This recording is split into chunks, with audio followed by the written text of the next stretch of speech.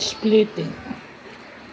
So ito yung pag-i-split ng code ng isang web application para bumilis yung kanyang loading. So imbis na isang buo, niloload niya separately yung code in bundles. No.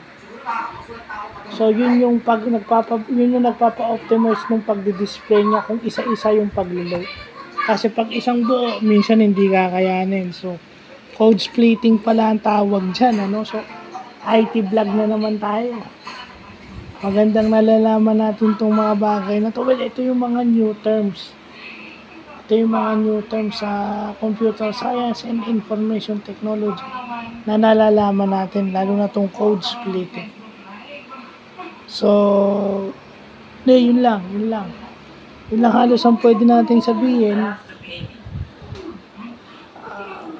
Kasi minsan pag sa GUI-based application, wala atang ganito. If ever meron, mas maganda. So, yan ang alamin natin kung may code splitting din pag GUI-based. So, yun lang po.